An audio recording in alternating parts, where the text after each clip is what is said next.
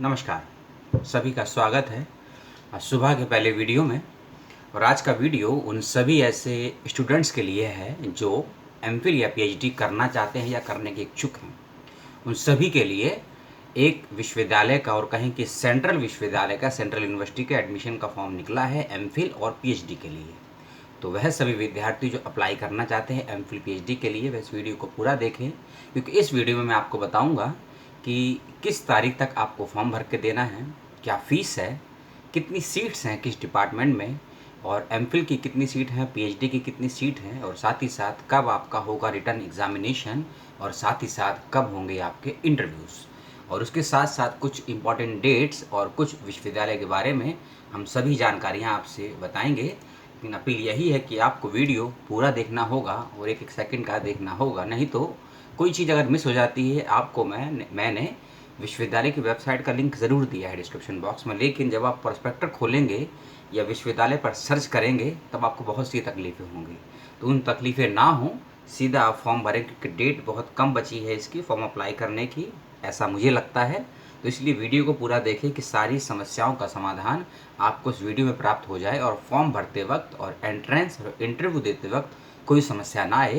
क्योंकि इसी वीडियो में मैं आपको एंट्रेंस के एग्ज़ाम के विषय में भी बताऊंगा और कितने प्रतिशत पे आपको क्वालिफाई करेंगे और कितने परसेंटेज आपका इंटरव्यू और एग्ज़ाम को लेकर होगा।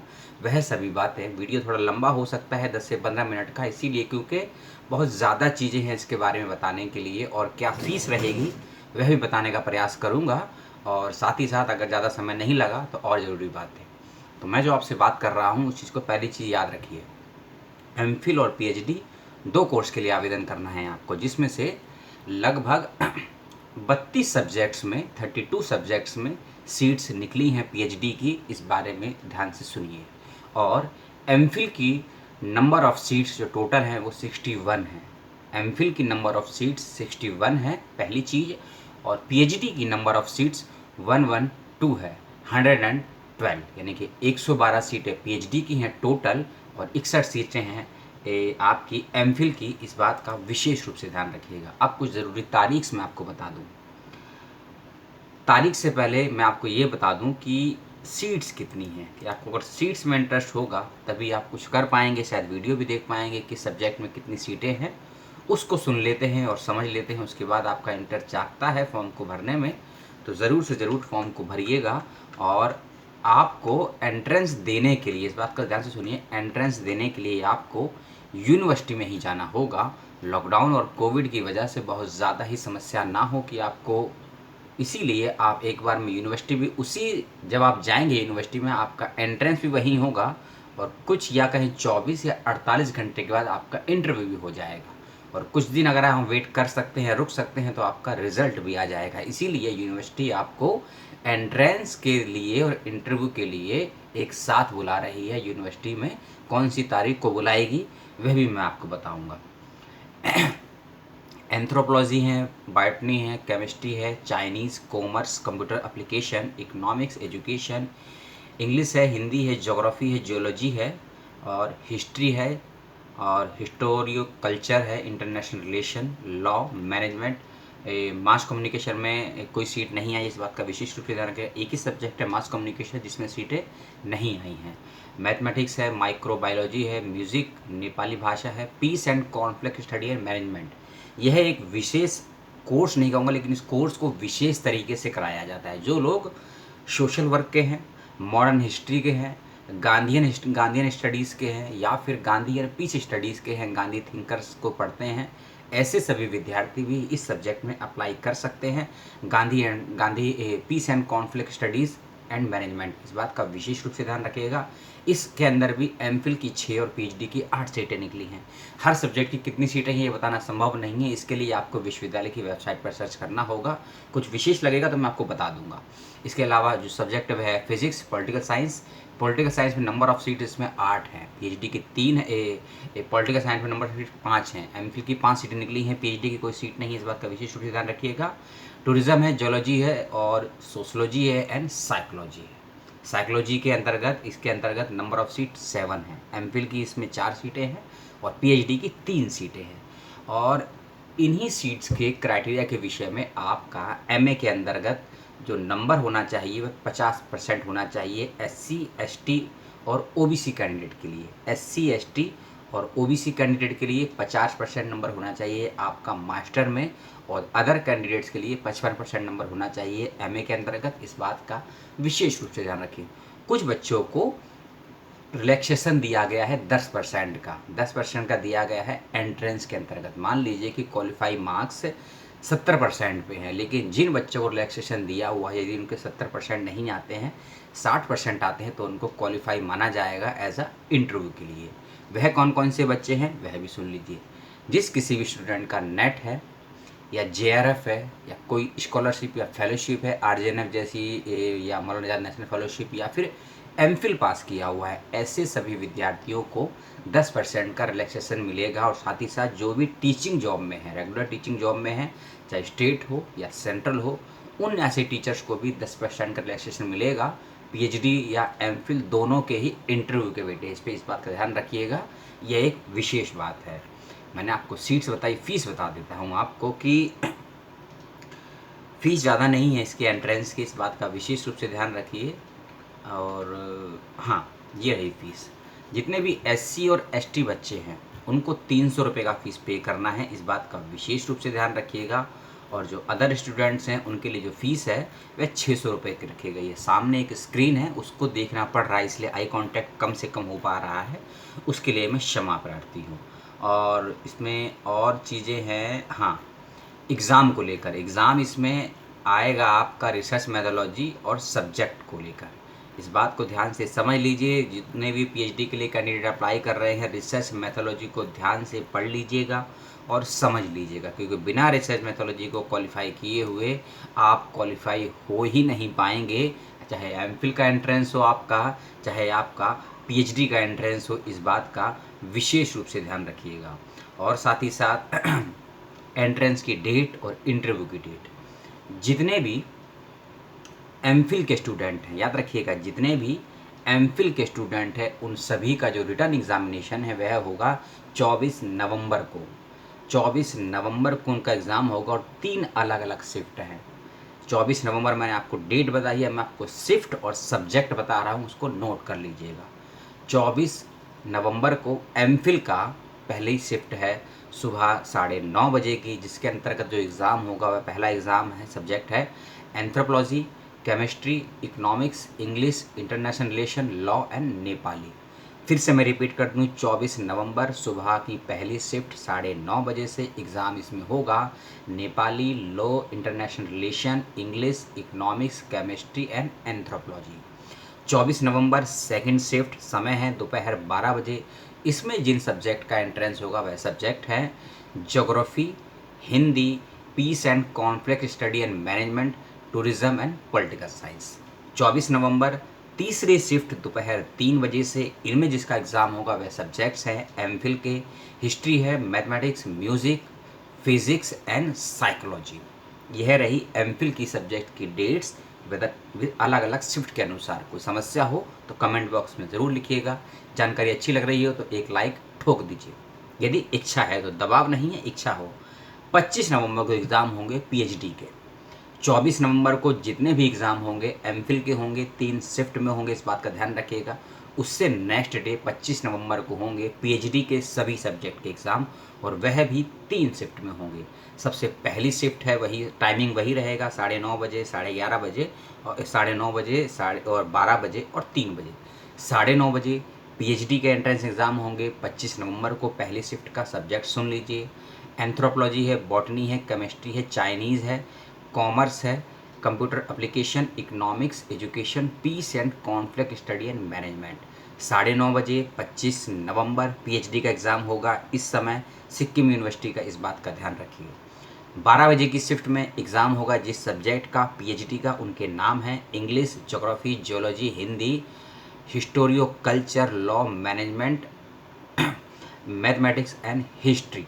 जी हाँ, 12 बजे का एग्ज़ाम है 25 नवंबर को, पीएचडी के इन सब्जेक्ट के एग्ज़ाम होंगे। जो एग्ज़ाम बच गए हैं 25 नवंबर शाम की 3 बजे की शिफ्ट, सब्जेक्ट सुन लीजिए पीएचडी के लिए, microbiology, music, Nepali, physics, psychology, sociology, tourism और जियोलॉजी और इंटरनेशनल रिलेशन। 24 नवंबर को जिनके भी एग्ज़ाम होंगे वह एमफिल के स्टूडेंट हैं, 25 नवंबर को जिनके भी एग्ज़ाम होंगे वह पीएचडी के स्टूडेंट हैं। अब आते हैं अगले स्टेप पे, इंटरव्यू पे। आप सभी के इंटरव्यू, चाहे आप एमफिल के हों या पीएचडी के हों, एमफिल वालों को 1 दिन का समय मिल जाएगा अपनी तैयारी करने के लिए, पीएचडी वालों को समय नहीं मिलेगा। अर्थात आपके जितने भी इंटरव्यू होंगे, एमफिल हो या पीएचडी हो, 26 नवंबर को सुबह 9 बजे से शुरू होंगे। इसीलिए आपको सिक्किम यूनिवर्सिटी में ही बुलाया गया है एंट्रेंस देने के लिए, कि एक ही बार का खर्चा है आपके आने जाने का, ट्रैवलिंग का, चाहे ट्रेन हो, बस हो, फ्लाइट हो।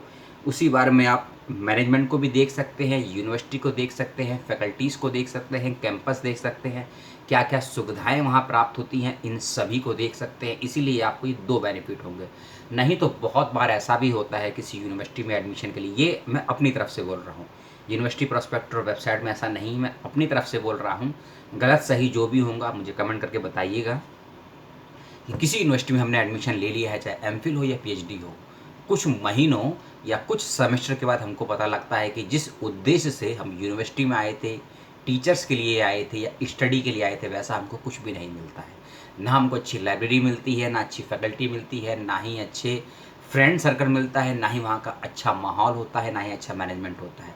तो इन सभी चीज़ों को यदि आप पहले से जान जाएंगे तो आप एडमिशन लेने के बाद अपने को भी नहीं कोसेंगे, यूनिवर्सिटी को भी नहीं कोसेंगे, और जिस किसी ने भी आपको सलाह मशवरा दिया है उस यूनिवर्सिटी में एडमिशन लेने के लिए, उसको भी आप 10 गालियाँ नहीं देंगे। इसीलिए ये बहुत अच्छा मौका है कि यूनिवर्सिटी आपको वहीं बुला रही है एंट्रेंस और इंटरव्यू के लिए, कि उन 2 से 4 दिनों में आप सब चीज़ को अच्छे से अपनी दृष्टिकोण से समझ पाएँ, देख पाएँ। क्योंकि आपको वहाँ एमफिल में 2 साल और पीएचडी में 5-6 साल रहना है, तो वह समय बहुत कीमती है। हो सकता है आपका मन ऐसा भी हो कि एंट्रेंस और इंटरव्यू क्वालिफाई करने के बाद आप वहाँ एडमिशन ना लें, वहाँ के माहौल को देखकर, या फिर ये भी हो सकता है वहाँ का माहौल आपको इतना अच्छा लगे कि एंट्रेंस चाहे बेशक आपका ख़राब भी गया हो, लेकिन आपको उम्मीद है कि मैं क्वालिफाई कर सकता हूँ, तो इंटरव्यू में जी जान से मेहनत करेंगे, क्योंकि आपको उस कैंपस में रहना है, वहाँ का माहौल अच्छा लगा है, वहाँ की फैकल्टी अच्छी लगी है। इसीलिए इस बेहतरीन मौके का लाभ उठाएं, वहाँ जाएँ, एंट्रेंस दें, इंटरव्यू दें, अपने आप को प्रेजेंट करें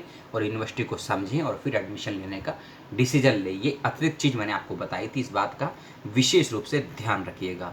अगली चीज़, किस सब्जेक्ट में कितनी सीटें हैं, वे आपको प्रोस्पेक्टर में आप ध्यान से पढ़ेंगे तो आपको मिल जाएंगी। प्रोस्पेक्टर में लगभग पेज नंबर 15 से लेकर 22 के बीच में किस सब्जेक्ट में कितनी सीटें हैं, कितनी सीट एससी की हैं, कितनी एसटी की हैं, वे सब पता लग जाएंगी। और इसी के अंतर्गत किस पीएचडी में कितनी फ़ीस है एनुअल, वह भी दी हुई है। एमफिल कितनी सीट है वह भी दी गई। लगभग 14,000 से लेके 17,000 के बीच में सीट इसमें फ़ीस रखी गई है, एनुअल फ़ीस है। फर्स्ट सेमेस्टर में क्योंकि एडमिशन फ़ीस ली जाती है, इसीलिए फ़ीस थोड़ी महंगी ज़रूर लगेगी आपको, लेकिन स्कॉलरशिप मिलेगी आपको 5,000 और 8,000 की नॉन। और अगर नेट और जेआरएफ है आपको कोई वाले तो कोई दिक्कत नहीं होगी, इस बात का विशेष ध्यान रखिएगा। हॉस्टल फैसिलिटी यूनिवर्सिटी आपको दे रही है, इस बात से बेफिक्र रहिएगा आपको। और क्या फ़ीस हॉस्टल की है वह आपको वहाँ जाके पता लग जाएगा, और बशर्ते जो प्रोस्पेक्टर दिया हुआ है उसके अंदर भी सभी जानकारी डिटेल में दी हुई है, इस बात का भी विशेष रूप से ध्यान रखिएगा। और अन्य चीज़ तो नहीं है इसके अंतर्गत, लेकिन बस यही है कि जल्द से जल्द फॉर्म भरिएगा। अंतिम डेट मैंने आपको बताई है, शायद नहीं बताई है, 31 अक्टूबर इसकी अंतिम डेट है फॉर्म जमा करने की। ऑनलाइन ही फॉर्म भरना है, ऑनलाइन ही फ़ीस भरनी है, इस बात का विशेष रूप से ध्यान रखिएगा। एक विशेष चीज़ मैं आपको बता दूँ कि एडमिशन लेने के बाद फ़ीस जमा करने के बाद आपको लगता है कि मुझे ट्रैवलिंग में दिक्कत हो रही है, रहने में दिक्कत हो रही है, पढ़ाई करने में दिक्कत हो रही है, या फिर मैं वहाँ के माहौल में अपने आप को ऑब्जर्व नहीं कर पा रहा हूँ, तो आप एडमिशन कैंसिल भी करवा सकते हैं। आपको फ़ीस रिफ़ंड मिल जाएगी, लेकिन कंडीशंस हैं। यदि आपको अपनी 100% फ़ीस वापस चाहिए तो एडमिशन आपका जिस डेट में हुआ है, इस बात को ध्यान से सुनिए, एडमिशन आपका जिस डेट में हुआ है, जैसे कि मान लीजिए आपका एडमिशन 30 नवंबर को हुआ है, तो 30 नवंबर में जब आप 15 जोड़ते हैं तो लगभग बनती है 14 या 15 दिसंबर। यानी कि 15 दिनों के भीतर यदि आप एडमिशन कैंसिल करवाते हैं तो आपको 100% फ़ीस वापस मिल जाती है, रिफ़ंड मिल जाती है, इस बात का ध्यान रखिएगा। और यदि आप 15 दिन से ऊपर का समय ले लेते हैं, यानी कि जो लास्ट डेट होती है फ़ीस जमा करने की, उसके बाद अगर समय लेते हैं तो 90% फ़ीस आपको वापस मिल जाएगी, इस बात का ध्यान रखिएगा। और फिर अगर 30 दिन का समय लेते हैं आप 1 महीने का, तो आपको 50% फ़ीस वापस मिल पाएगी। और यदि आप 30 दिन से ज़्यादा, चाहे आपका 31 दिन क्यों ना हो जाए एडमिशन लेने के बाद, तो आपको कोई फ़ीस रिफ़ंड नहीं होगी, इस बात का विशेष रूप से ध्यान रखिएगा। और कोई चीज़ किसी को पूछनी हो या मुझसे छूट गई हो मेरे सभी देखने और सुनने वाले को, तो कमेंट बॉक्स में ज़रूर बताएं। और रिसर्च मेथोडोलॉजी को ध्यान से पढ़ें, ध्यान से समझें। किसी भी सब्जेक्ट का एग्ज़ाम दे रहे हैं, यदि रिसर्च मेथोडोलॉजी को लेकर कोई पुस्तक की आवश्यकता हो तो मुझे लिखें, मैं पुस्तकों के PDF फाइल के लिंक आपको भेज दूंगा। लेकिन समस्या यही है, वह पुस्तकें हिंदी मीडियम में हैं। आप सोशल साइंस के हैं, एजुकेशन के हैं, पॉलिटिकल के हैं, हिस्ट्री के, हिंदी के हैं, यदि आप रिसर्च मेथोडोलॉजी पढ़ना चाहते हैं, मेरे पे कुछ पुस्तकें हैं, PDF फॉर्म में हैं। यदि आप चाहते हैं तो कमेंट बॉक्स में अपना ईमेल आईडी देंगे तो मैं आपको बुक्स सेंड कर दूंगा। इतनी सी आपकी हेल्प कर सकता हूं। और जल्द से जल्द फॉर्म भर दीजिए। 31 अक्टूबर की डेट है। 24 और 25 नवंबर को आपका एंट्रेंस होगा और 26 नवंबर को आपके इंटरव्यू होंगे। एंट्रेंस और इंटरव्यू दोनों आपको सिक्किम यूनिवर्सिटी में जाकर ही देने हैं। और ये सिक्किम सेंट्रल यूनिवर्सिटी है, इस बात का ध्यान रखिएगा। शायद मैं बताना भूल गया कि सिक्किम सेंट्रल यूनिवर्सिटी है। और इस चीज़ को जान लीजिए, समझ लीजिए। और जो क्वालिफाई मार्क्स रखे गए हैं 50% रखे गए। एंट्रेंस में यदि आपके 50% मार्क्स आते हैं तो आप इंटरव्यू के लिए क्वालिफाई हो जाएंगे। लेकिन अगर आप SC हैं, ST हैं और OBC हैं और नॉन क्रीमी लेयर में आते हैं तो 45% यदि एंट्रेंस में नंबर लाते हैं तो आप इंटरव्यू के लिए क्वालिफाई हो जाएंगे, चाहे MPhil हो या PhD हो। इस बात का विशेष रूप से ध्यान रखिएगा। जर्नल, OBC और EWS, जर्नल, OBC और EWS स्टूडेंट के लिए रजिस्ट्रेशन फ़ीस 600 रुपये रखी गई है। और SC ST के लिए और DA के लिए 300 रुपये की एडमिशन रजिस्ट्रेशन फ़ीस रखी गई है। इस बात का भी विशेष रूप से ध्यान रखिएगा। और डेट्स मैंने आपको बता दी। उसके बाद भी कोई समस्या आती है इस यूनिवर्सिटी के विषय में फॉर्म भरते वक्त में, तो ज़रूर मुझे कॉन्टैक्ट करिए, कमेंट बॉक्स में लिखिए। और 2 मैंने वीडियो और डाले थे एडमिशन को लेकर, उस पर भी फॉर्म भर दीजिए, जल्द से जल्द फॉर्म भर दीजिए, क्योंकि उसकी भी डेट बहुत करीब है। मैंने आपको डॉक्टर राम मनोहर लोहिया यूनिवर्सिटी का एक वीडियो डाला था 4 अक्टूबर अर्थात कल में, उसकी 8 अक्टूबर अंतिम डेट है। यदि आप MPhil और PhD के लिए अप्लाई करना चाहते हैं तो उसके लिए भी अप्लाई कीजिए। उसका भी वीडियो मेरे चैनल पे है और डिस्क्रिप्शन बॉक्स में मैंने उस वीडियो का लिंक भी दिया है। जैसे कि मैंने स्टार्टिंग में ही कहा था, वीडियो लंबा होगा, बड़ा होगा। अगर यदि आपने यहाँ तक इस 17.5 मिनट के वीडियो को देखा है तो आपका बहुत बहुत धन्यवाद और बहुत बहुत शुक्रिया कि आपने अपने 18 मिनट का समय मुझे दिया। कोई जानकारी या कोई 1% भी आपकी हेल्प कर पाया हूँ तो मैं तहे दिल से आपका शुक्रिया हूँ।